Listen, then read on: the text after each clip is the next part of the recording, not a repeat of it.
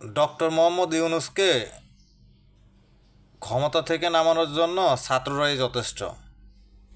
কারণ বর্তমানে যে হারে ভাঙচুর বা আন্দোলন শুরু হয়েছে, ছাত্ররা শুরু করতেছে, সেই হিসাবে যারা পালিয়ে যাওয়া স্বৈরাচার ছিল তারা সেই সুযোগটাকে কাজে লাগাচ্ছে। আর তখনই তারা বলতেছে যে ইউনূস সরকার ব্যর্থ, আর এই ব্যর্থতার দায় নিয়ে তাকে ক্ষমতা থেকে নামানোর জন্য এই বাংলাদেশের ছাত্ররাই যথেষ্ট। কারণ ওরা তো কখনো চিন্তা করে না যে আসলে এত বড় একটা আত্মত্যাগের পরে যে এতগুলো শহীদের রক্তের বিনিময়ে যে বাংলাদেশটা দ্বিতীয়বারের স্বাধীনতার স্বাদ পেতে যাচ্ছে, সেখানে আমরা এভাবে ভাঙচুর, সড়ক অবরোধ করা, আন্দোলন করে সাধারণ জনগণের ক্ষতি করতেছি। তাহলে দেশের জনগণের আপনারা কী চান? আপনারা তো স্বৈরাচার হটিয়েছেন, স্বৈরাচার হটানোর জন্য সবাই আন্দোলন করেছেন, সেই আন্দোলনের সমর্থন করেছি, বিভিন্নভাবে কথা বলেছি।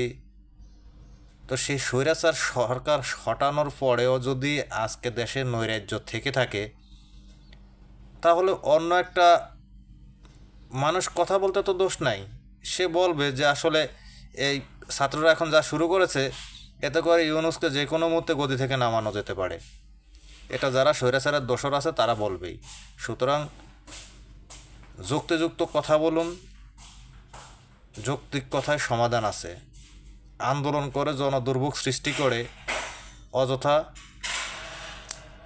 দেশটাকে অস্থিতিশীল পরিস্থিতি তৈরি করবেন না।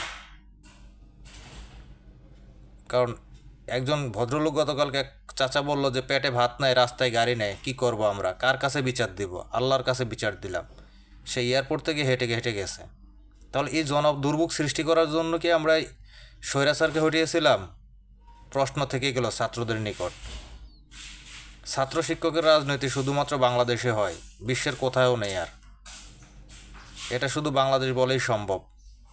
আমি মনে করি আগামী কয়েক মাস পর্যন্ত ঢাকা শহরে সকল ধরনের মিছিল, মিছিং, সমাবেশ নিষিদ্ধ করা হোক, নির্দিষ্ট স্থানে সমাবেশের অনুমতি দেওয়া হোক।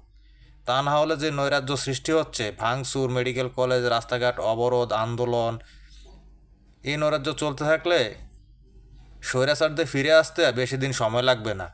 স্বৈরাচার ফিরে আসুক, এটা আমরা চাই না। আমাদের এই স্বাধীনতার অর্জন আমরা কখনো ব্যর্থ হতে দিব না। সুতরাং ছাত্র ভাইয়েরা যারা আছেন, সতর্ক অবস্থানে থাকুন, যৌক্তিক কথা বলুন। কোনো দাবি দেওয়া থাকলে সেটা লিখিত আকারে পেশ করুন। কারণ উপদেষ্টা পরিষদে ছাত্রদেরই প্রতিনিধি রয়েছেন। ধন্যবাদ সবাইকে।